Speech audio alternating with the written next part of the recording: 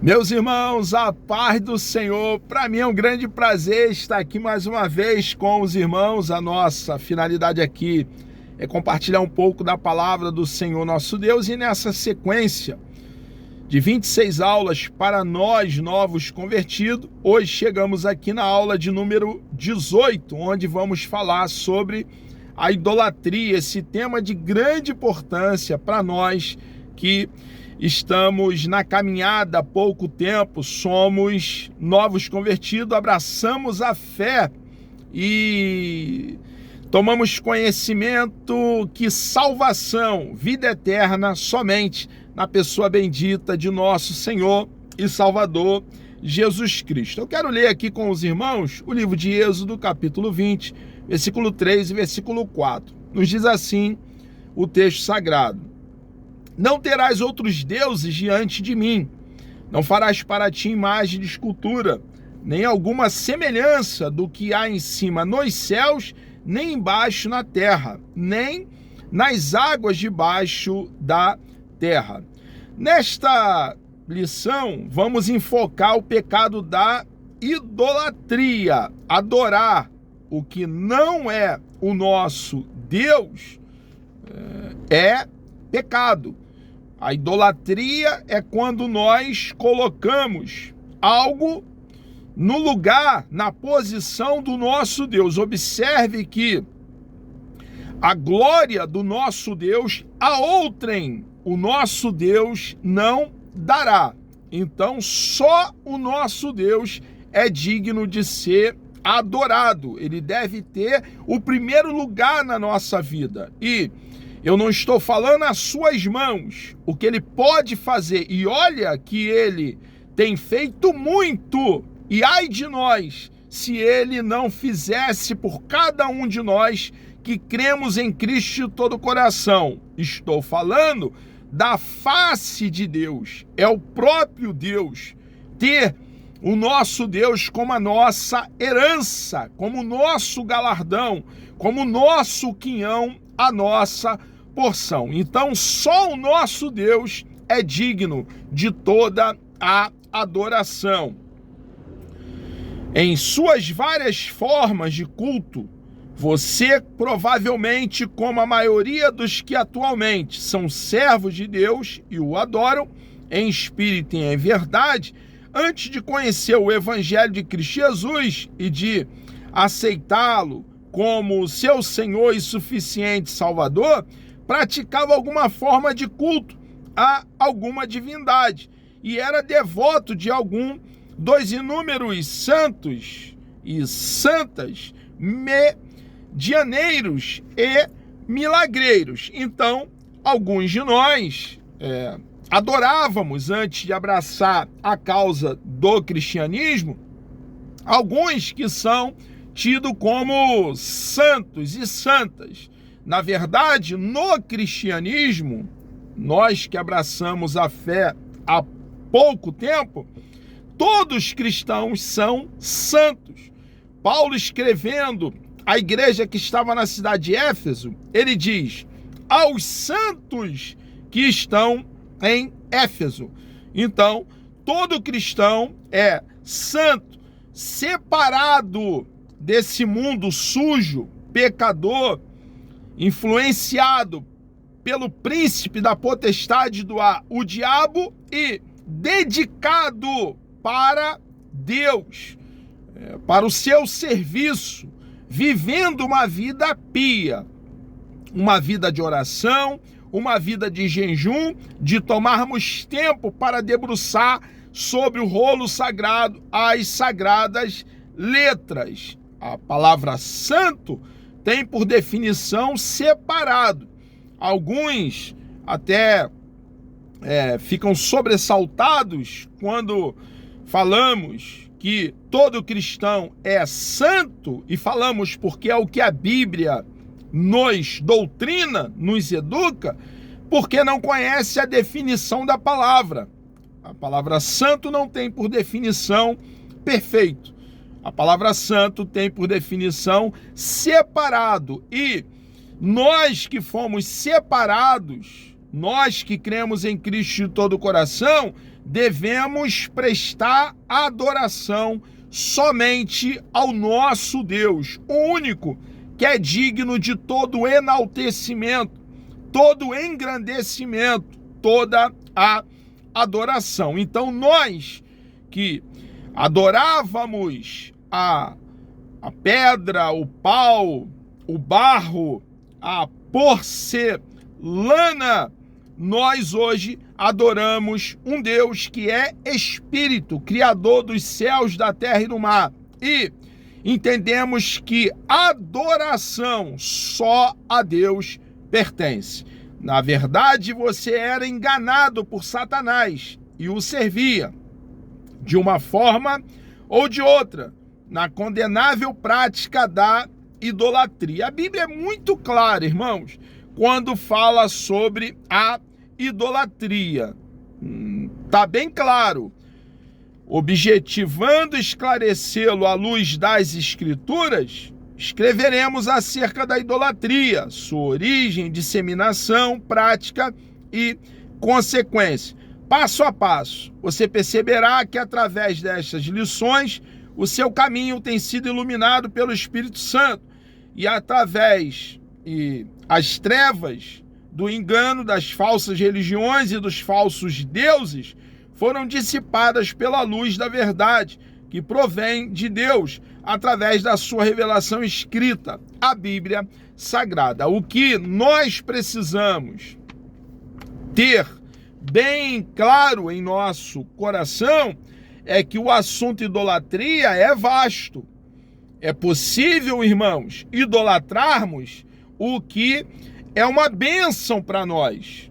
A Bíblia nos diz que nos orienta, nos doutrina, que nós devemos amar a nossa própria esposa, cuidar da nossa esposa quando ela estiver enferma, a esposa cuidar do esposo, ajudar a nossa esposa no serviço doméstico, ser o provedor, o supridor do lar. Nós precisamos estar lado a lado com a nossa esposa e não abandoná-la no momento de dificuldade, e o momento de dificuldade chegará. Porém, é possível nós idolatrarmos a nossa esposa, fazer dela um ídolo, o que é pecado. A Bíblia nos orienta a amar os nossos filhos, suprindo para eles educação, saúde, lazer. Sempre que estiver passando por dificuldade, a despeito da idade, filho é para sempre. Então, devemos amar os nossos filhos, sempre, enquanto nós vivermos. Porém, é possível fazer do nosso filho um ídolo e o adorá-lo, e é pecado. Então, irmãos, a idolatria é vasta. O dinheiro é uma bênção. O dinheiro é algo que nos dá possibilidade da nossa sobrevivência aqui. Porque comemos, porque vestimos, porque nos conduzimos de um lugar para o outro, então precisamos de dinheiro. Porém, o amor ao dinheiro não é o dinheiro em si, o amor a ele é a raiz de toda espécie de males, é a avareza, e a Bíblia diz que a avareza é idolatria. Quantos gananciosos vivem à custa do suor alheio? Muitos, fora dos nossos arraiais, dos nossos acampamentos, e dentro dos nossos arraiais, são como gafanhotos vorazes pelo dinheiro que não ganhou com o seu próprio suor. E é idolatria. Então, o assunto idolatria é vasto. Não é tão somente nos curvarmos diante de um pedaço de madeira que não pode fazer o bem e tampouco não pode fazer o mal. A origem da idolatria. Nem a Bíblia nem a história informam quando teve início a idolatria. Porém, através da Escritura, conclui-se que ela teve origem no pecado de Adão e sua subsequente expulsão da presença do Criador no Éden. Então, para nós fica bem claro que a idolatria veio como consequência da queda do nosso papai Adão e da nossa mamãe Eva. Houve uma ruptura de comunhão com o nosso Deus, o Deus que não empurra pecado para embaixo do tapete, pune o pecado dos nossos pais e os lança para fora do jardim. A partir desse momento, então, eles, em algum momento, devido ao pecado, adoram aquilo que não é Deus. A comunhão do homem com Deus foi interrompida e um abismo abriu-se entre ambos, separando-os. A queda deu início ao processo de degradação moral da humanidade. O que nós vemos hoje, irmãos, uma morte espiritual. A humanidade não está enferma, não é patologia, é morte espiritual, como está claro no livro de Efésios, capítulo 2. O primeiro homicídio foi perpetrado por Caim contra seu irmão Abel, ambos filhos de Adão e Eva, amaldiçoados por Deus. Assim Caim, depois de ser amaldiçoado por Deus, da face do Senhor, habitou na terra de Nod. Neste lugar, o primeiro homicida gerou a sua descendência, formando uma linhagem de homens materialista e violento, como, por exemplo, Lameque, que se vangloriava por matar um homem porque ele feriu e matar outro porque ele pisou. Observe, irmãos, como é o pecado. Se ele foi ferido, por que não ferir igual? Se alguém lhe pisou, por que não lhe pisar? Já seria errado porque estaria retalhando. Mas, irmãos, seria um erro mitigado, um tanto mais atenuado. Mas não, me pisou, eu mato. Me feriu, eu mato igual. E o mesmo Lameque, se vangloriando, tinha duas mulheres, Ada e Zila, irmãos, ferindo o princípio estabelecido por Deus para o casamento, que é um Adão para uma só Eva. O que você está dizendo, irmão Luciano?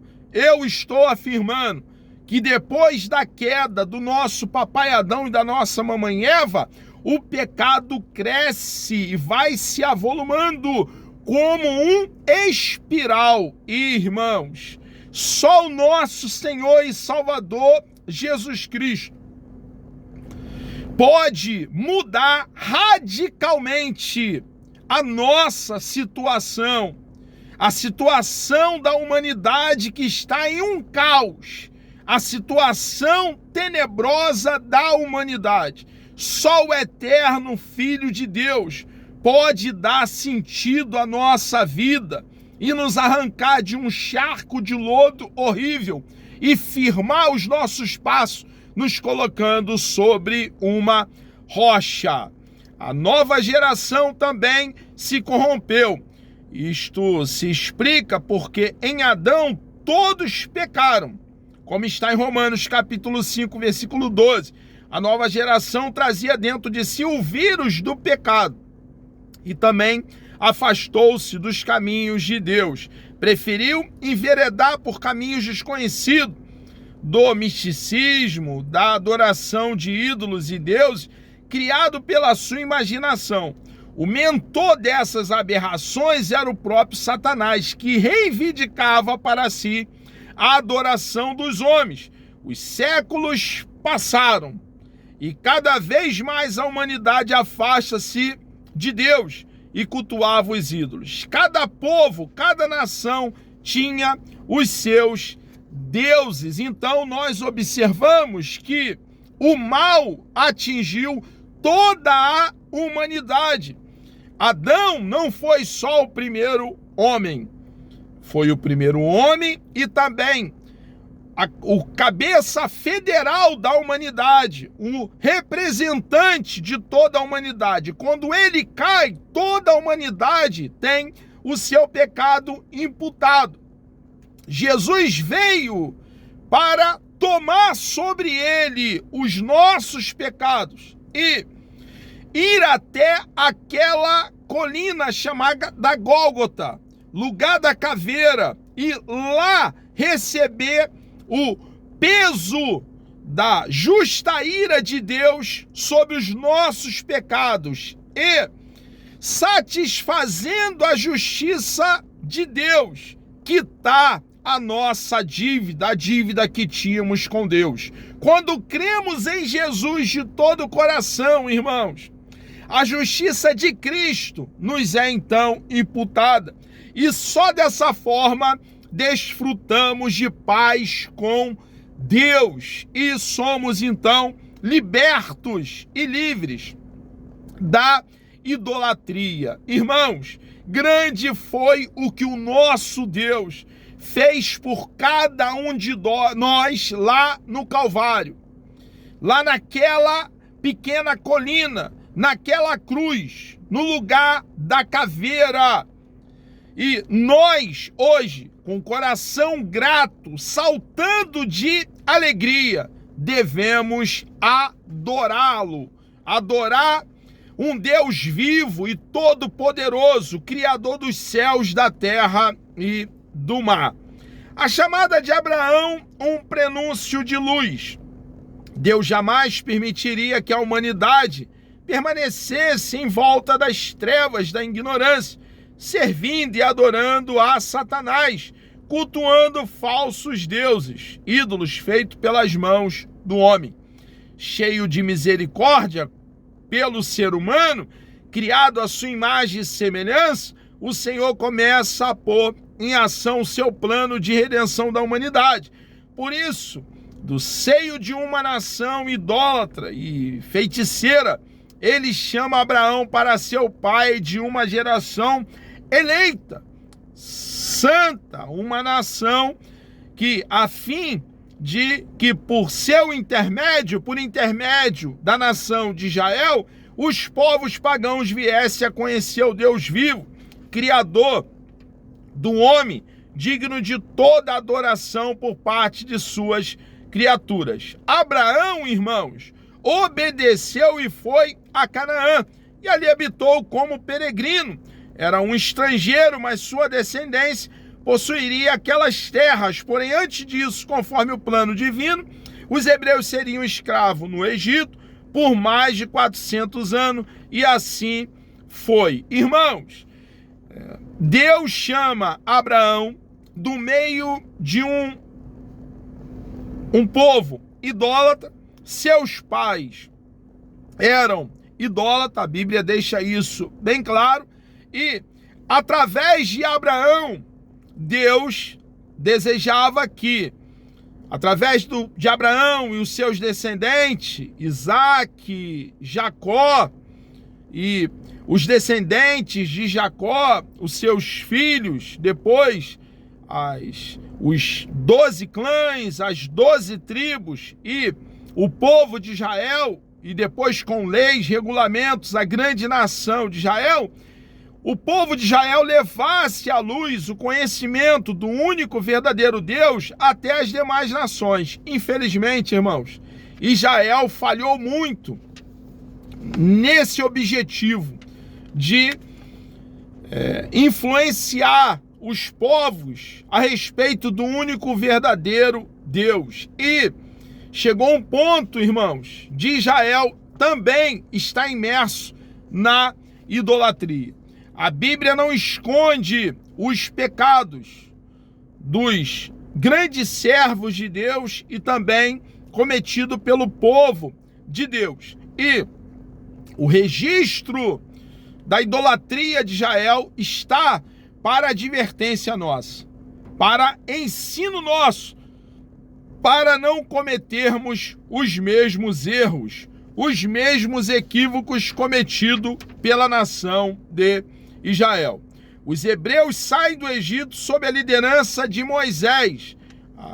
há, em um certo momento, um livramento da parte de Deus, quando Deus ali usa o instrumento que ele mesmo levantara, o seu servo Moisés. E através ali da liderança de Moisés, Deus arranca o povo da escravidão que na ocasião estava dentro do Egito vivendo e os tira com mão forte, braço estendido, juízo grande, e os conduz pelo meio do deserto, depois de atravessar o Mar Vermelho, pisando em terra seca, até adentrarem a terra que manava leite e mel, a terra de Canaã, a terra gorda e não magra. Deus é um Deus que ele nos liberta, ele nos resgata e somente ele tem poder para mudar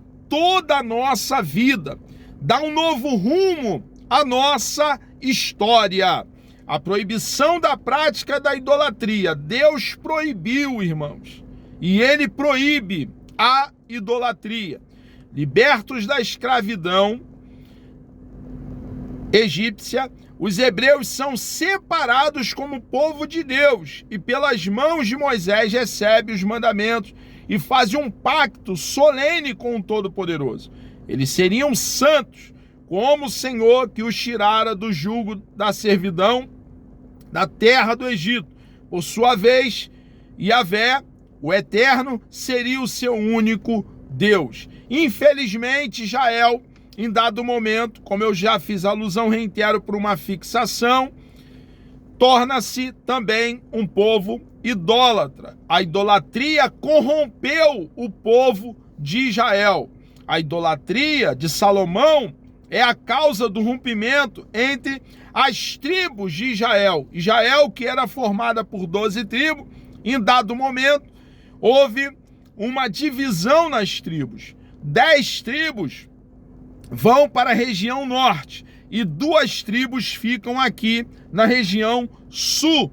E foi o juízo de Deus sendo derramado sobre a nação de Israel devido à sua desobediência, à idolatria de Salomão. Deus é um Deus que julga o seu próprio povo. E essa verdade deve ser um alerta para aqueles que dão de ombro para Deus, desprezam a Deus, zombam a Deus, porque se Deus não passa a mão por cima da cabeça do seu próprio povo, o que ele não faz com aqueles que o desprezam? E Deus julgou o seu próprio povo. Consequências da idolatria são terríveis, irmãos. A idolatria tem por consequência o juízo de Deus. E Israel esteve por 70 anos, Benjamim e Judá, o reino do sul, ali no cativeiro babilônico. Nessa ocasião, o reino do norte já havia sido levado cativo para a Assíria. E o reino do norte nunca mais se refez como reino do norte. Se dissiparam, foram dizimados por lá mesmo, por aquela regiões da Assíria, onde foram ali dispersos. O reino do sul, Benjamim e Judá, então, vão para o cativeiro babilônico, passam ali 70 anos, irmãos, e só depois dos 70 anos de Deus tratá-los, cuidar deles, eles então, uma pequena parte regressa para Sião. Irmãos, a idolatria, o pecado não compensa. Sofreram muito no cativeiro babilônico, não eram escravos, eram cativos. Lá eles não estavam ali recebendo açoite nas costas, o que acontecera quando o povo de Israel estava dentro da casa da servidão no Egito, porém, eles ali estavam sendo subjugados, não poderiam sair dali, daquela região. e lá muitos lá ficaram. Uma pequena parte retorna para Sião. Mas, irmãos, tudo isso deve servir de ensino para nós. Para nós, então, entendermos que o pecado e também o pecado da idolatria não compensa. Bom é estar em Deus, o amando, o servindo e o se dedicando a Ele por completo. São muitas as advertências, irmãos, contidas na Escritura contra os ídolos e a idolatria. Até aqui foram enfocadas dentro do Antigo Testamento, agora serão examinadas no Novo também. Houve um concílio, o concílio em Jerusalém, nos primórdios da igreja. Surgiram inúmeras advertências entre alguns de seus membros quanto às exigências que deveriam ser impostas aos crentes gentios. Alguns judaizantes, fariseus, entendiam que aqueles deviam circuncidar-se e guardar a lei de Moisés para salvar-se. A fim de dirimir, dentro desse cenário, desse contexto, toda a dúvida sobre o assunto, os apóstolos, então, e os anciãos da igreja reuniram-se em Jerusalém e, ao fim, sob a direção do Espírito Santo, resolveram enviar à igreja de Antioquia alguns irmãos idôneos, entre os quais Paulo, Barnabé, Silas e Judas, chamado Barsabás, com a decisão que está registrada em Atos, capítulo 15, versículo 28, versículo 29, o que é muito importante para nós, novos convertidos, ler essa passagem. Vemos ali a advertência dos apóstolos. Dentre as advertências, escrevendo, por exemplo, ali em Atos capítulo 15, está para se guardarem da idolatria. Então, irmãos, nesse concílio também nós vemos esse tema em pauta para ser abordado, e ficou bem claro que a idolatria é algo extremamente nocivo, danoso e deletério para cada um de nós. Paulo também adverte escrevendo aos Coríntios. Paulo fala contra a idolatria, os sacrifícios e as oferendas aos ídolos. Está em 1 Coríntios capítulo 10, versículo 14, versículo 20 e versículo 21. O cristão não pode participar de festas em homenagem a santos, como, por exemplo, São João, São Pedro, Cosme e Damião. Os que tomam parte nestas festividades contaminam-se e provocam a ira de Deus. Está, por exemplo, registrado em 2 Coríntios capítulo 6, versículo 16. A astrologia consulta aos horóscopos, yoga transcendental, cristalogia, culto aos mortos, duendes e gnomos e muitos outros. São práticas demonistas. Não devemos nos contaminar com elas. O culto aos anjos também é proibido. Colossenses capítulo 2, versículo 18. Atente para o que aconselha o apóstolo. O que o apóstolo João aconselha? Filhinhos, guardai-vos dos ídolos. 1 de João, capítulo 5, versículo 21. Amados, chegamos aqui ao término de mais uma aula para nós novos convertidos. Se Deus quiser, Deus me dando vida até lá, na próxima aula, a de número 19, iremos falar sobre a temperança. Vamos orar? Deus amado, nós louvamos e engrandecemos o teu santo, bendito e precioso nome. Muito obrigado, ó Pai, pela tua bondade em nos trazer até aqui. Continue nos dando coragem, ânimo, força, determinação para continuarmos, ó Deus, cumprindo a nossa missão aqui no planeta Terra. Muito obrigado, meu Deus, por esse assunto tão importante. E nos ensina, ó Deus, a lhe adorar somente, buscando a tua preciosa e bendita face. Abençoe também todos os novos convertidos que estarão participando dessa aula. Entregamos nossas vidas nas tuas mãos. Lhe agradecemos por tudo, em nome de Jesus.